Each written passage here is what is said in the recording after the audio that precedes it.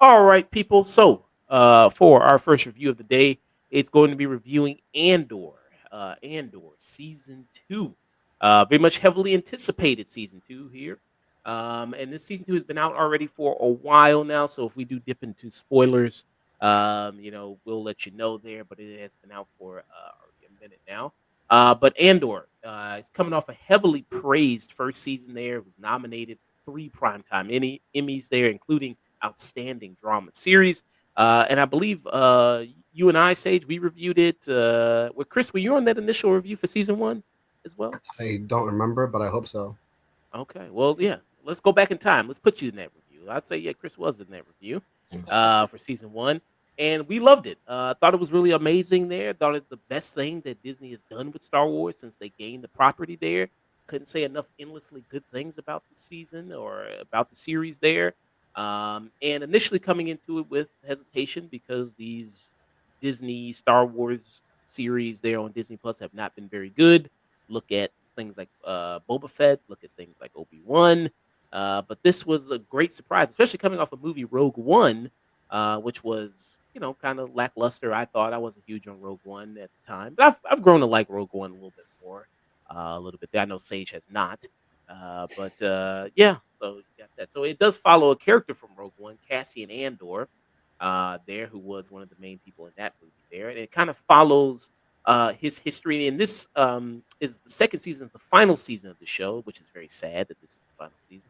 But a lot of it is leading up to basically where Rogue One begins there, and it's the formation of how the rebellion came to be, the main figures of early on in the rebellion, how this really started, who were the main kind of figures behind it. It kind of examines things from a ground level there of you see those type of people, and also from a political there a level there with Mon Mothra there as well. So it examines all those type of things there with this kind of series in it. And you have Diego Luna, who is the titular character here of Cassian Andor. So in this season two, I'll pass around, get you guys' thoughts on it, and what do you all think? Chris, what are your thoughts on Andor? Um, we'll see what the Bear season 4 has to offer, but until then, this is my favorite show of the year. Um, Tony Gilroy, the creator, showrunner, he's not necessarily a diehard Star Wars fan. He's just a good writer and a good storyteller, and he always wanted to tell a classic story about fascism versus radical rebellion, and it just so happened that story perfectly fit Star Wars and this character of Andor, this Latino revolutionary character. Um, yeah, the timing of this show is wild considering the content. I The first arc, episodes 1 through 3, was probably the weakest overall, but I still enjoyed it. It's still very important the way they set up Gorman and what their plan is in terms of the smear campaign and propaganda and the inexplicable resistance against imperial norms, that kind of thing. And then we get to Gorman and we meet the Gorman front, and it's very French revolutionary inspired, which is just the coolest thing. Just having life imitate art or vice versa.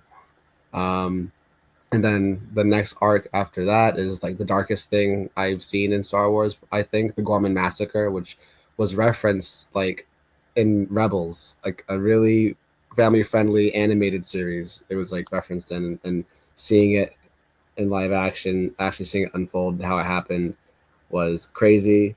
Followed by Mon Mothma's amazing speech where she calls out the Emperor, and then the final arc is the road to Rogue One, and all the pieces fall together. And seeing Luthen's fate, I was so invested in Luthen. In this show in particular, I think he was my favorite character.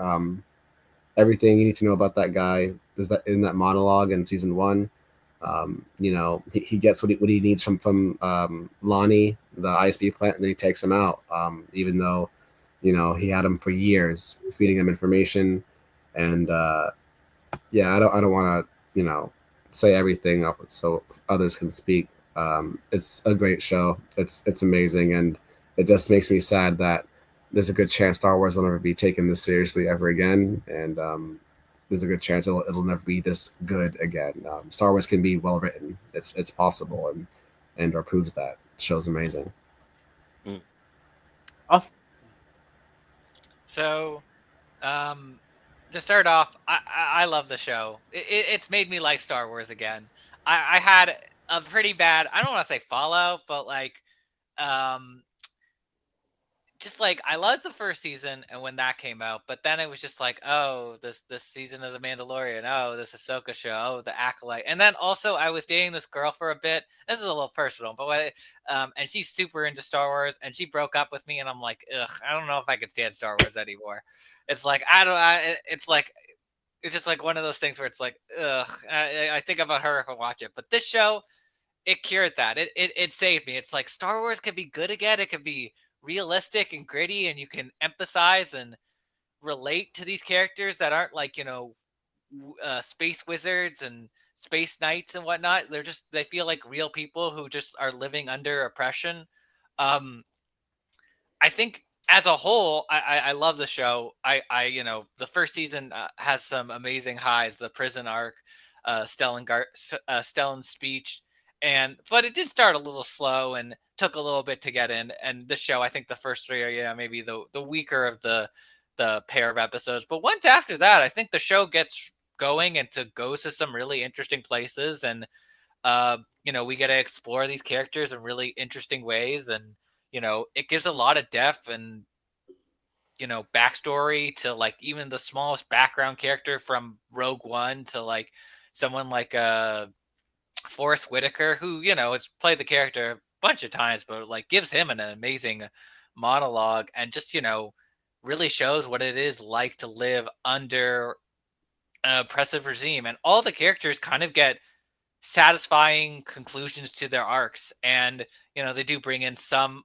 the really legacy characters, really just Ben Mendelsohn here, but they do some fantastic stuff with him, and it never really feels forced or like, oh look, it's the bad guy from Rogue One, look, it's Ben Mendelsohn. It's like it feels organic, and even though they don't have like Jedis and maybe very subtle things to the Force, it feels like Star Wars in a way that it hasn't been touched before. And it's similar to what others have said. It's like I'm just scared that Star Wars is going to break my heart again once we get a Mandalorian movie and Ahsoka season 2 and all these other Dave Filoni stuff, because it's just never going to be as good as when the Michael Clayton guy made Star Wars. That's sort of my thoughts. Mm. Sage, what do you? Well, at risk of sounding repetitive, I mean, yeah, I loved this too. I'm also afraid that Star Wars is never going to really be this good again. I think that's a super valid and accurate concern. And I'll say too, I've never been the biggest Star Wars person in the first place. Even the original trilogy of films, I think, are good, but I'm not in love with them. And so this to me was a really landmark series because it made me care about Star Wars in a way that I not just hadn't in a long time, which is what I hear from a lot of people, but that I had never. At least in the live action, there's some stuff like KOTOR and some extended universe stuff I was a big fan of. But as far as like the main kind of presentation of live action film and stuff, I've never been into it as much as I am with this show. And I also want to piggyback off of what Osnick said too about the fan service. They just don't do it really. Although there's a few things I noticed here and there, but they're subtle. They never stop for it. They never go, oh, look at this, look at this. Like there's like 5 or 6 KOTOR references in the show, and if you didn't know what that was, it just keeps moving along. It doesn't, you're not going to be lost or hung up on like, well, I didn't get what was going on there. And yeah, I mean, there's some characters in here that I love, and I think for the most part they're the ones that are completely original to the show, like Luthen and Deidre and uh, I want to say the actor's name, but Kyle, Cyril. Cyril, thank you, and Elizabeth Dulau, too. I want to say I think she might be. in running for my favorite Star Wars character as Clea. That was I was blown away by how good she was. Yeah, I have really kind of endless praise for this. Yeah. This was yeah. I mean, kind of coming into season 2, there was a little bit of like, okay, can it replicate that same success as season 1? Can it carry over how great that season 1 was? Sometimes that's hard act to follow there, and I think this season 2 does a great job at that. And just like the way it does, I mean, the look of the show, how it looks like a real lived-in type world that these characters are in. As Austin CK pointed out, of feeling like how these characters are under this oppression there with the force of the empire and how much you do feel that the different aspects and reach of the empire when it comes to their effects on all these different planets, when it comes to the immigration there, the first 3 episodes that sets up like these people, they're illegal on this planet, and then they're checking IDs and everything like that, like very much that there's that aspect of it. With Gorham, there's a aspect of it where the civilization and the people there, like 500 of innocent protesters got killed there, got mowed down. You had that aspect of it, so it covers a lot of all that aspects of this kind of fascist regime there of the empire and kind of the reach that they have, which I thought that was very good. And then also it also talks about the overall stress and kind of complicated nature of fighting for the rebellion of the constant worry about always looking over your shoulder, the constant nature of like sometimes you got to leave people behind. Do you have to sacrifice this person for the greater good? And you have Peter Skarsgård's character there who is really amazing in the show. I mean, everybody does a really great job. Peter Skarsgård's character, he's very awesome, and he's playing like both sides. He's Luthen. His character's name is Luthen. There, he kind of plays both sides, where he's rubbing elbows with all the rich and powerful of what I mean, the galaxy, but then also behind the scenes, he's doing all this work there to try to make the rebellion work. And the way that he feels like two different people always at those different times, and the way he can kind of switch that is always kind of amazing there, and I like that a lot there. It's like he's a mirror of Palpatine. Yeah, a little bit. Yeah, that's kind of working there. So I thought that was kind of really good. And then I think if I had to say one MVP of this season, um, I would think Andrea Ojanen, who plays Bix, is maybe the MVP of the season. Just like all the stuff that she has to go through and overcome in this. And there was a big controversy with this season of what happens to her. I'm going to get around and get you guys' thoughts on that. What are your thoughts on? Because I think that happened in episode 3, I think it was. Yeah, episode 3. Yeah, what do you think about that, Austin CK of Okay, it's a little bit funny, but when I was watching it, I'm like, isn't this just the exact plot of Rebel Moon? It varies different strokes, but like very similar things. They're on a farming planet, and a bunch of evil empire wants the grain, and then one of them gets a little bit too touchy, and no, she beats it. I mean, it's just like really broad strokes, and just generic storytelling. But I think it worked for the story and like kind of what they were going for, and I was like, yeah, this is totally what people in power would do. Even like the smallest trooper in the empire, it's like totally seems like something they would try to do. It's like I think you see it from, and I think Ben Mendelsohn's character is great because if you watch Rogue One, he's kind of a bitch in that to uh uh Peter Cushing and Darth Vader, and in this he is the bully to people like Dedra and people like in who work, and so it kind of is just like this toe to pole of your bully is being bullied by someone who's just a little bit above you. So it's like you kind of see that trickle down to the lowest level of where it's like, yeah, these people, because they have power and stuff, they enforce it on other people who they view as below them. So I mean, yeah, I think also going back to it as well is Star Wars is like George Lucas really in the 2000s tried to make this thing for kids, you know, in the prequels and kind of still with some of the ancillary materials. And then you had like more stuff that was adult, but it was always still joking. And I would say like kept it PG-13 at worst. Um, and I think, what they do is fine. Like it's not really much of a controversy. It's like if you had issues with it, go back and watch the first season. It's pretty implied, like sex and stuff exists in the real world. People try to rape other people. It's horrible.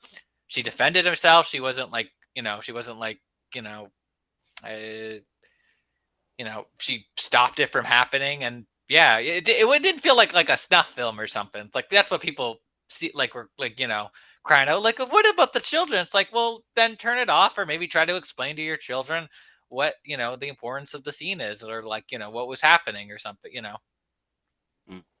Yeah. What about you there, Sage? What do you think? Well, I also, if you don't want your kids to see it, there's 9 Star Wars movies I can tell you about that you could go show your kids instead. But no, I agree with everything Austinick just said. It fits into this show and the tone of it and the realistic and grounded feel of what's going on. I don't really think there should be it doesn't make sense to me that there's much of a controversy other than that, and this is, my negative opinion of other Star Wars stuff creeping in a little bit, is that I think Star Wars has sold itself as a kids franchise so much that some people are like jaw on the floor, shocked that they would do something even close to that dark, just because it's not what they've come to expect from the franchise. But I think that's a good thing.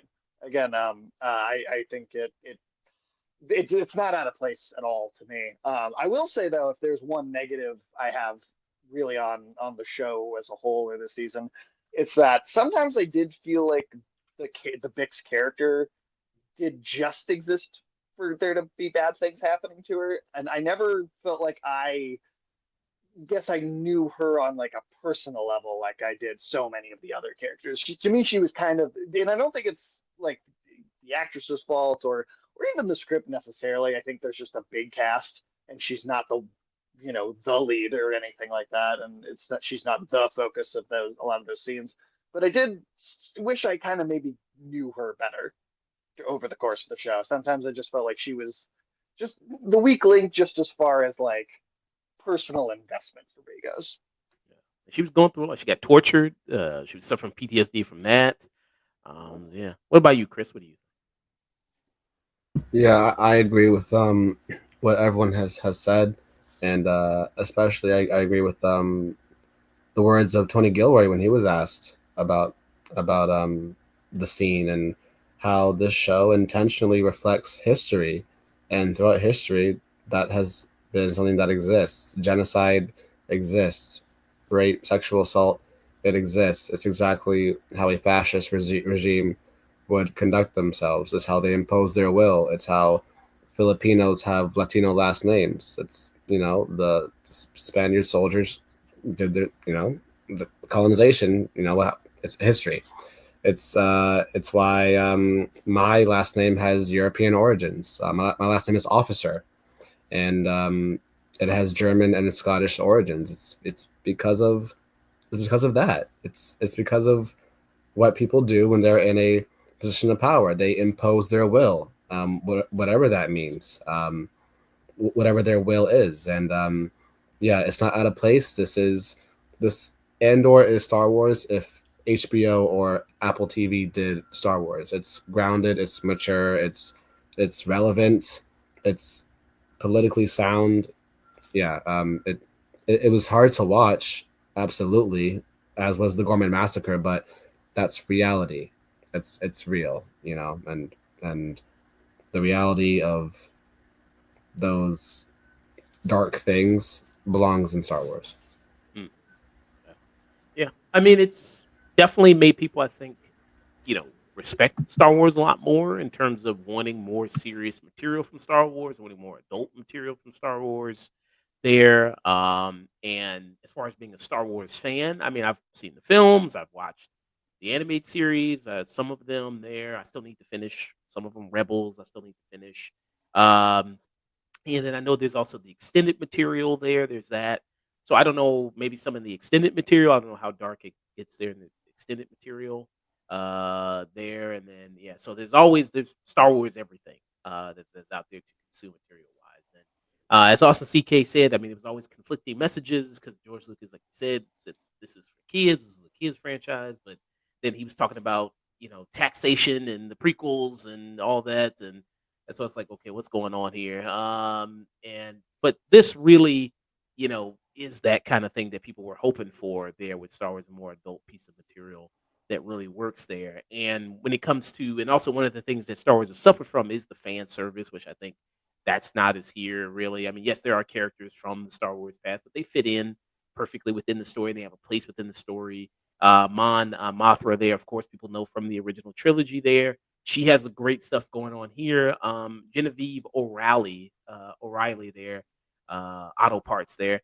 She comes in and has great stuff. And now I I was, if I had to point out like a weak part of the first season was some of the stuff she was doing, because I don't know, maybe I was just more interested in more of the undercover spy stuff that Cassius was doing and all that.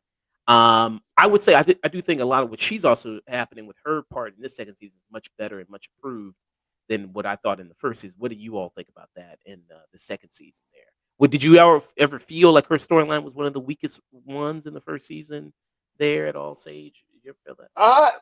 I enjoyed her material in the first season. I didn't necessarily find it that it stuck out, but I would also agree that it improves. I do think it's more interesting in the second season just because things are colliding more and tying closer together, and that wall between the plot lines is crumbling. I think it's more interesting here. But that was even of the first season. One of the things I said about it was I feel like there's such a confused, like you guys said, kind of mixed messaging is like it's for kids, but then it's trying to be political, and it doesn't quite always nail the balance of the tones. But in the first season, I thought her stuff was the first time I found some of the politics, like the political scenes of politicians actually interacting in a more slow burn way. It was one of the first times I thought that was interesting in Star Wars, especially when you get like the literal Senate room that is seen for the first time in the prequels. And I always remember thinking that was so goofy and out of place in this like wacky kids movie with Jar Jar Binks. And now here it's like, oh, I'm actually interested when we go to that setting and we get to see what is being discussed in that and how it's falling on, people that are not listening, or just how that situation actually has to be maneuvered. Yeah. And I also think it shows there in these type of regimes that you do have these kind of people. It's like just things are just playing out. You know what I mean? It's not every day. You don't have Emperor Palpatine coming out. You know what I mean? And saying evil words and then dipping back into the darkness. It's just these bureaucrats just going back and forth and that If thing he there. was, he'd be electrocuting people on the floor of the Senate, like in Yeah, right on you'd the be spot. electrocute people. Yeah, it'd be a lot like that. And that was, those moments were also great there. You could just see like the tension, and she does really great with just in her eyes and her face and her body. That's also really great in showing that. Chris, what about you? What do you think about her this season? Yeah, your original question. Um, Obviously, she has a lot more to do in season two, as we are, this is the road to the rebellion, the road to Rogue One, and on Mothma. When we first meet her, she is like the main leader of the rebellion in 1983's Return of the Jedi. She's like the one person who's like leading the big meeting for the assault on the second Death Star. But for me, maybe in season one, her storyline didn't have as much um, body to it, but there was still a lot of substance what she was doing, because I thought season one did a great job at answering the question: what was Mon Mothma doing before she was um, a rebel leader? And what she was doing, she was helping fund rebel activity. She was giving Luthen money, and he did, he did what he did, supporting all these different rebel cells, and carrying out these little missions, gradually sticking it to the man, and that's what she was doing. And eventually the empire, they start paying more attention to the spending habits of senators, and they caught on, and she had to find a way to smooth out her, her pocketbook, her checkbook, and brought in Take Homa, and brought in Devin Scald. Like, we need a Chandrilan banker who has a lot of business, so we can like just sweep up, sweep your name under the rug, and just it'll be incomprehensible. They can't find it. It'll work.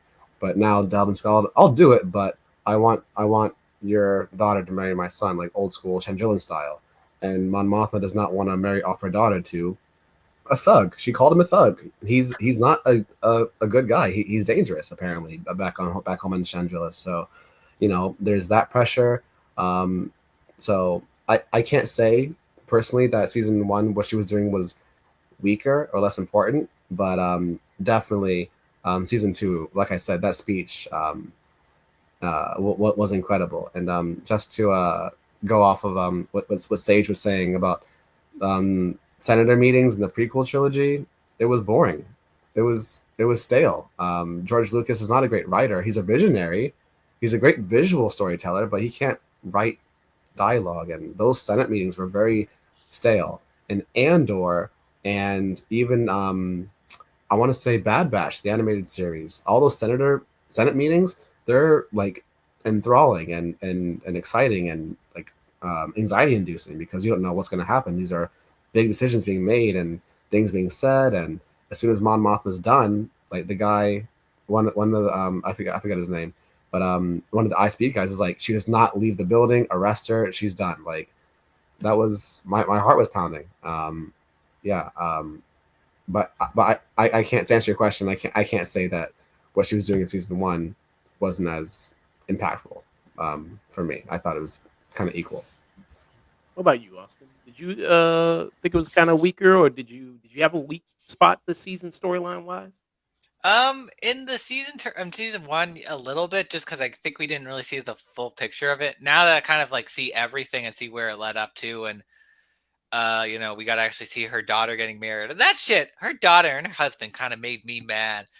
One, her daughter for just like being like she gave her a way out, and she's like just like no, I want to get married, no, and her husband who The just seemed 2.0. very oh just seemed very like opulent and like he was with that new girl at the end. And I know Tony Gilroy said that like, oh yeah, he would have helped out his wife in the end or something, but it was like cut for time. But still, like I needed something where she cussed those two out, or at least tried to explain it to her daughter, kind of why she was doing stuff like this. Um, but yeah, I think it just felt so in the first season at least, the Mon Mothma stuff felt so separated from the Cassian stuff that it was kind of like, or is this part of the show? I'm like, okay, and that this season, them finally meeting, them being in person, and that him getting her out really kind of gave her character full arc. And and I thought the stuff with her was really interesting. We learned about her culture, and like we see that with the whole wedding and the dancing, the stuff with her and Luthen, and just like the conversations they're having about like basically they really good fellows that guy, uh just like you see him get into a taxi with like one of his spies, and then it's just like, yep, we never see him again. uh and yeah, just her rest of the stuff where she's just like, yeah, I gotta say something, I gotta do something, I gotta be a part of this, I gotta be the one who comes out against the Empire. It is really impactful. And like everyone else is saying, the well, it might be a little bit more timely now with the blockades and the tariff stuff and the Phantom Menace. Those scenes in the Senate building are really boring, and like one of the big worst parts of the prequels, and just like you know a bunch of aliens talking about like dumb alien politics. But this feels real. It feels like it has a purpose, and it feels like it's actually trying to say something about current political systems, and like what it is to be in a political system under imperial fascist order. Mm. So you're saying that in Andor, if nobody spoke in a Chinese accent, it wouldn't have enhanced the experience. It wouldn't Well, I mean, they're spoken a Chinese accent, but they were named after Newt Gingrich, so or have. I laugh at that, but it's just like, ugh, ugh. It might have helped in those movies if it wasn't a different offensive Chinese accent in every scene, and maybe it was slightly more consistent. But Yeah. And also the costuming in this is Mhm. also really amazing. They do it this season, like Mon Mothra. I mean, really a lot of great outfits that she wore in this. Just like whenever they go to the rich society there, the political society, that's also looks really great at showcasing that there. And it actually looks like something that people could wear like in today. It doesn't look like some just weird shit that George Lucas decided people, what I mean, should wear or something like that, which I thought was it looks like if Naboo wasn't stupid.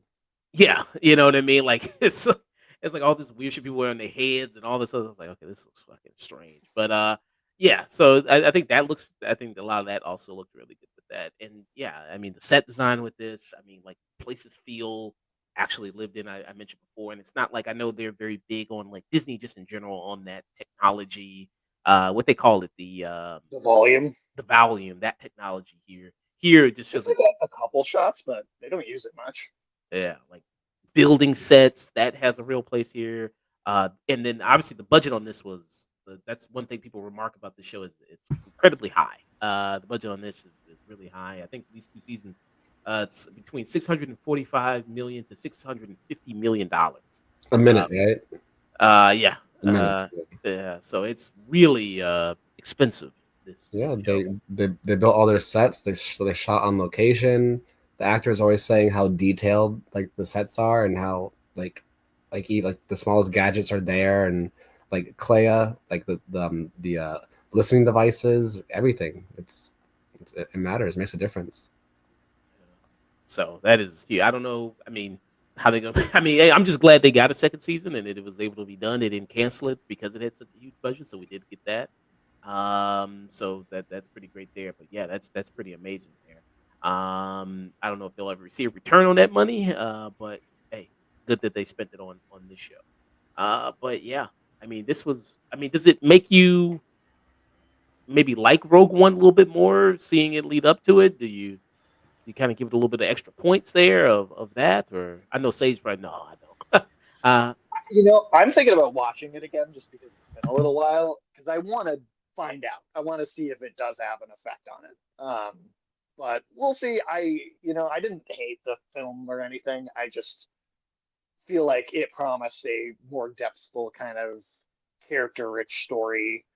And then I remember opening night and seeing it and thinking like, it had like the presentation of one, but I feel like it it actually reminded me a little bit of, and not nearly as bad, but in the 2016 Suicide Squad, where they say we're the bad guys over and over again and then never do anything bad. And then in Rogue One, I also feel like there's like, oh, these characters are they're kind of scoundrels and they're not totally good guys, but yeah. And then I think Andor does one thing in the very beginning of the movie that's like, oh, that's pretty dark, and then kind of never again throughout the rest of it. And I feel like this show is the delivery of the promise that movie made, but wasn't able to fulfill for me. mm, yeah. What about for you, Chris? You think maybe it'll enhance the experience there a little bit there, Rogue One, this show? Yes, absolutely. So before Andor came to its conclusion, um, I was I was still very firm that my personal favorite thing under Disney was The Force Awakens. I know it echoes a lot of A New Hope, but to me, The Force Awakens. If someone asked me what is Star Wars, there's only so many things I would show them to really embody what Star Wars is. And for me, The Force Awakens is one of those movies. But and I was okay with Rogue One. I thought it was, for me, Star Wars is about characters, and in Rogue One, we meet the characters and they die. We don't really get that much investment. We don't get a lot of time to learn about them. Mainly, it's just Jin, and that's kind of it. Jin and her father, Cassian, not really until the show. Um, Krennic, not really until, yeah, yeah. But Andor completely just reinforces it and recontextualizes it, and just it really shows you like the road of the Death Star and like what it took to get here. You know, Luthen had Lonnie on the inside. Lonnie told Luthen. Luthen killed Lonnie. Luthen told Clea. Luthen died. Clea told Cassian. Cassian told the rebel leaders. They don't believe him. They want like Mon Mothma wants to believe him, but needs more. And then we get to Rogue One because Cassian has a buddy on the inside of Saw's. Oh, what's this? Get this. Can you hear me? Yes. Okay. Um, yeah, it's just that amazing journey to the Death Star, and season 2, especially this final arc, totally just recontextualizes Rogue One, and yeah, for me, it definitely uplifts it and makes it better and amplifies it. What about you, Austin? Were you already a fan of Rogue One already, or do you think this? I liked Rogue One. I did rewatch it after the show just to be like, okay, do I still like this movie? Yes, it holds up, I think, pretty good. It I it's not as long. I think it doesn't have as much length problem as like Last Jedi or I have not watched Return of whatever Skywalker. What was it called? I don't. That movie is still like a blur to me, and I saw it in theaters. Uh, Uh, Rise Yeah, of the Sky. Palpatine. Palpatine. yeah, yeah. Palpatine's back. They fly now. Yada. Babu Frick. That's basically my memories of that movie. But yeah, Rogue One, pretty solid. Um, there's some problems. There's like way too many characters, and that's kind of the issue. Like you got Donnie Yen, you got the main girl, you have K2SO and Cassian, and then this guy and Riz Ahmed and Forrest Whitaker. Um, but like overall I still think it's like a real like that third act like holds up really well and is still really solid, and it's really intriguing, and it kind of does feel like a war movie. um it does feel a little bit like an RPG, like they get their party members, they go and then they all kind of die, but their sacrifice still has purpose, and I think has even more context. Like you have Melshi, who's like the guy who was in prison with Cassian, who he was in that prison and they escape, and then you see him return, and then they go to that mission together to rescue the girl. It's like even his death, I'm like, no, not him, and he dies like kind of off screen in like a very small thing, but like it made me care about that and made me care about all their characters' deaths and a little bit more, just because I knew kind of how Cassian got there and how they kind of like got the whole Death Star stuff because of Stellan Skarsgård, and it put in a lot of context for the movie, and I think you'll probably, if you watch it again, you'll enjoy it more. And I think and overall I think it's a really just a fun, enjoyable movie. Good action, uh solid effects that still hold up. There's some really cool stuff with Vader. There are some just weirdness of like the weird AI Peter Cushing and the AI like Princess Leia. Like the Peter Cushing, I think is actually the one that bothers me more. So I'm just like, you could have just gotten an actor. I would have been fine if it was just like an actor who looked like uh, Admiral Tarkin and whatnot. The weird CGI. I think when I'm like, is this a real? When I saw it, I was like, is this a real person? I think I was just confused. I'm like, what is this? What is going on? Because I think I tried to be like, I'm not gonna watch too many trailers. I don't want to know what's like. I like try to go in blind with some Star Wars stuff. So with that, I was like, okay. And this was also like something where it's like, oh, it just how they know the rebels are gonna get the plans, but how they did it is still really interesting. It does also explain like, well, why was the Death Star have a self destruct thing? It's like, oh, okay, that's sort of why. Mm. And you bring up a good point. This being Andor being a prequel, it does do a great job at still building that tension and still building that kind of like, oh man, are these people going to make it out? I mean, yes, obviously we know Cassian's going to make it out. We know Mon Mothra is going to make it out. We know certain characters are going to make it out, but it still does a great job at going like, oh, is something going to happen to them? Is are they're endangered? I think that's also goes to show you the great writing and direction of this, how it makes you so invested in these characters, which I think is really great. And yeah, I mean, I've grown, like I said, I've grown more liking towards Rogue One a little bit as time is going on. More times I've watched it. Yes, I do agree that there are some characters that they kind of come in, they die. It's not really what I mean. They don't really do a great job at making you feel all that invested in them. But I think this does a great job at that. This show does of just building towards that. And you mentioned also Forrest Whitaker's character.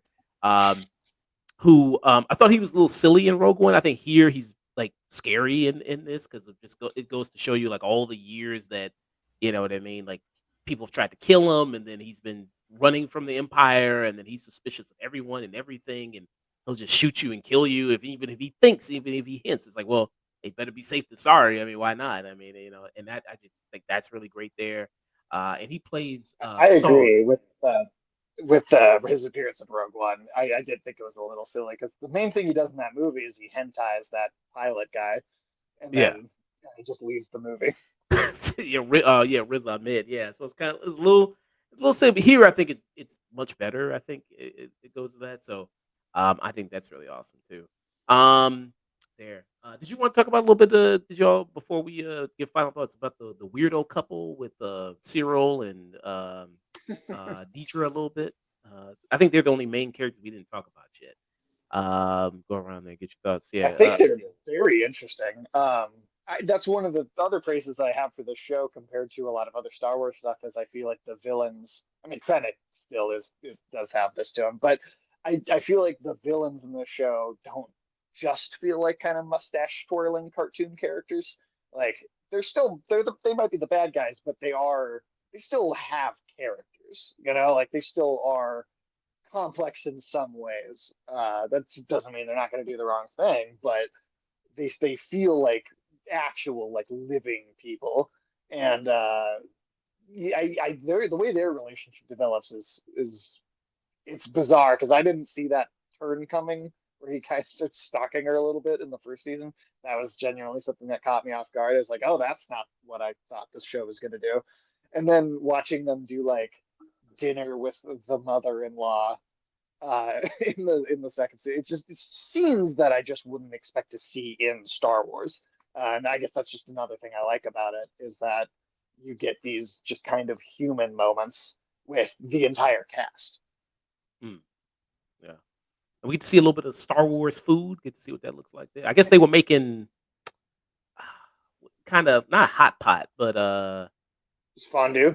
fondue. Yeah, that's what the word I'm looking for. Thank you. Yeah, thank you. Say fondue. Yeah, I guess kind of like Star Wars fondue there. Yeah, what do you think about that? Those characters there, also. I think I refer to them. They're like a love on the spectrum couple or something. It is. It's like who I don't know. They were like I don't know how this relationship works, but it works somehow. The scene with them and their mother, or with Cyril's mother, is still one of the funniest things. His mother is also just amazing. I love her. We need a Golden Girl spinoff about her. I would watch that in a heartbeat.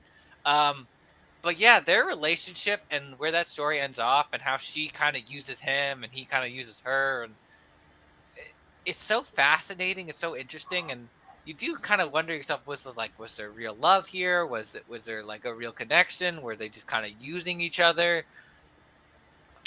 And I think his character in particular is fascinating, especially the ending, because I feel like he's built up in the show as like he's like, oh man, Cassian Andor, I'm your, he's like the big rival character. He's like, I'm gonna come to you. It's like you ruined my life. You did this stuff. It's like, yeah, and then ultimately when he comes across Cassian and sees him, I mean, Cassian's like, well, who the fuck are you? I don't remember you.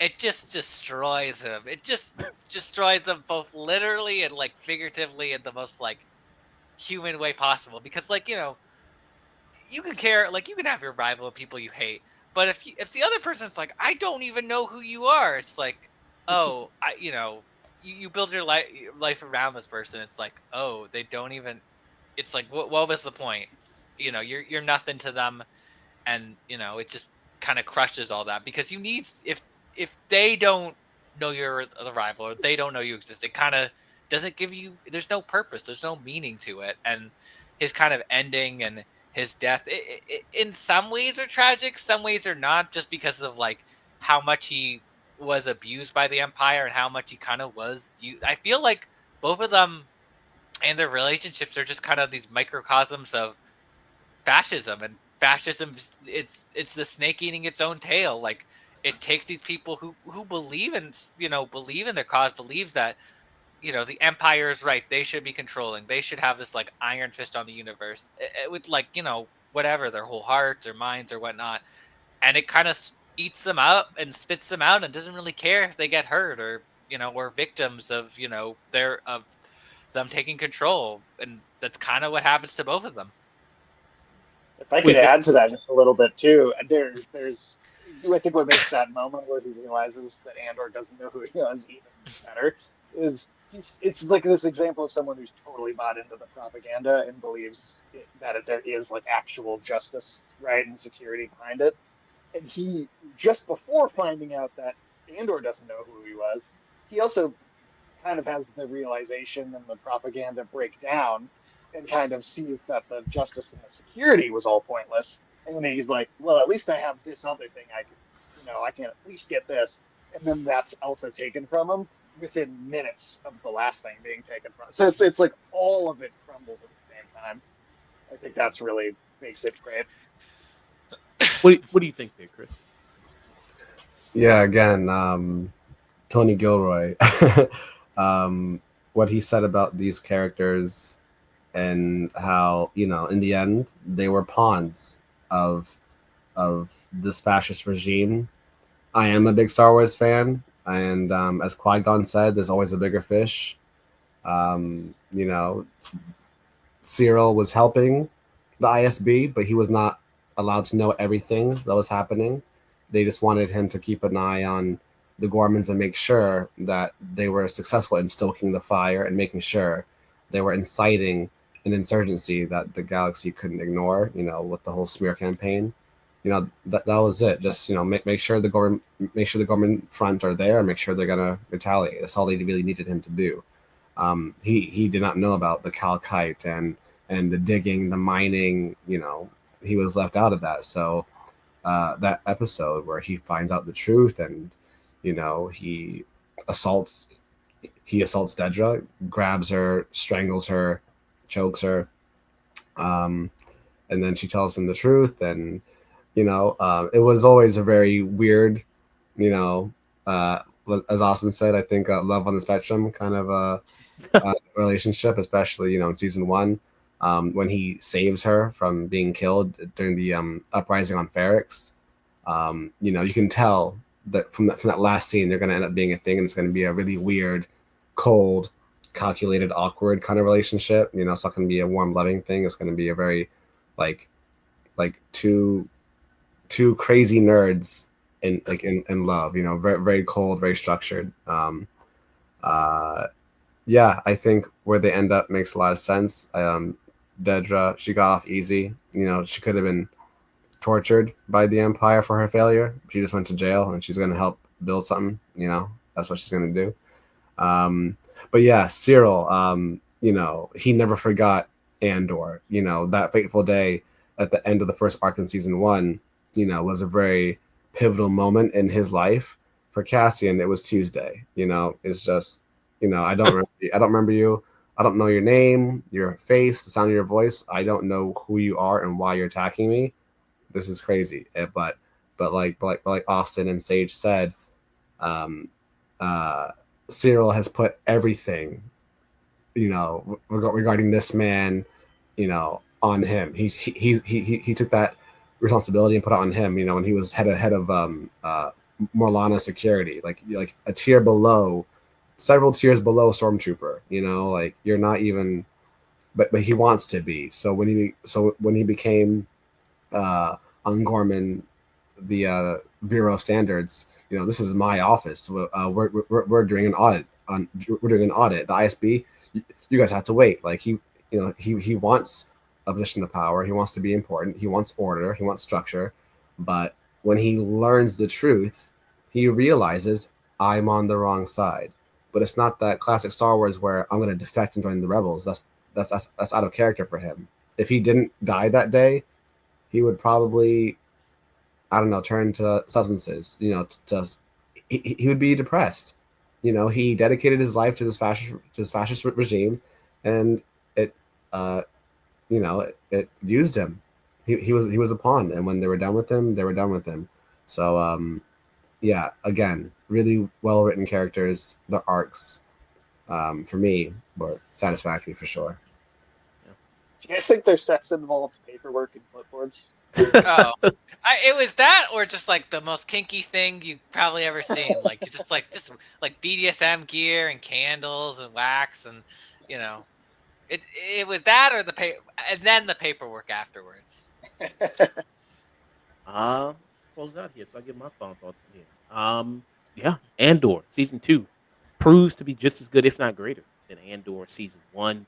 Like I said, this is the best thing Disney has done with the Star Wars property. Better than the movies, better than all the other Disney Plus shows. There, I'm glad the season 2 was good and it ended on a high note. There, they followed that amazing season 1. If you have not seen this show, I highly recommend checking out this show for the amazing characters, the amazing writing, the amazing direction, the set design, the costume design, the music. Every element of the show is absolutely amazing here. And it is, yeah, even if you have somebody who doesn't even care about Star Wars, I think that they would enjoy this as well. So that's how good this is. And I remember somebody said like, "Well, yeah, you don't have to love Star Wars to watch this." Say, "Well, what's the point of watching Star Wars then if you don't want to watch the show?" It's like I think that makes it a more appealing show that you can get somebody into Star Wars via watching this. I think it makes it really great.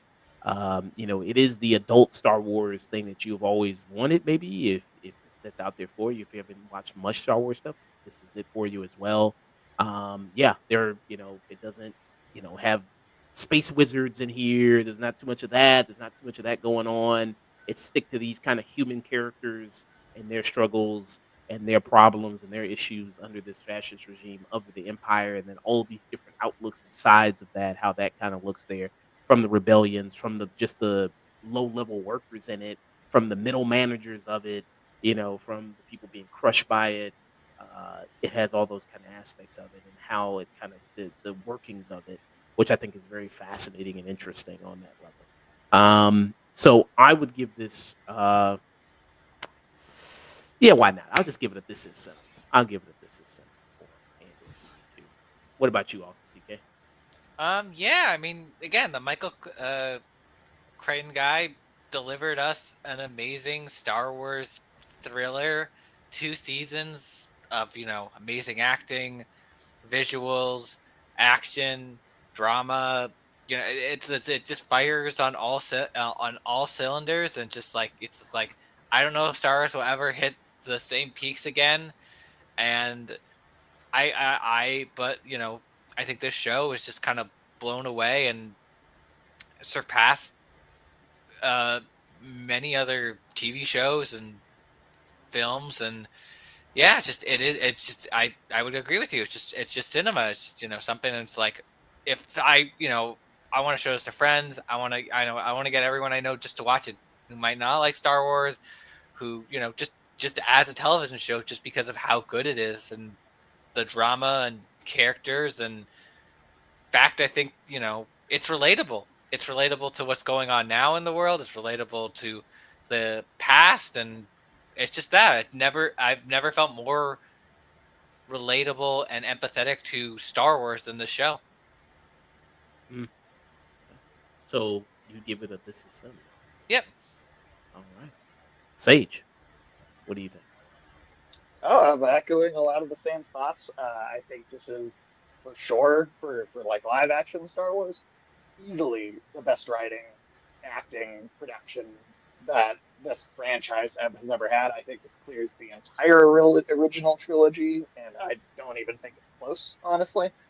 Uh, this is probably going to be like one of the defining like TV dramas for at least this 5 years, maybe whole decade or so. Um, there's really very few negatives I have for the show. I already said the little bit that I had, and it doesn't hold it back much. I'd ultimately give this a Vista Cinema still.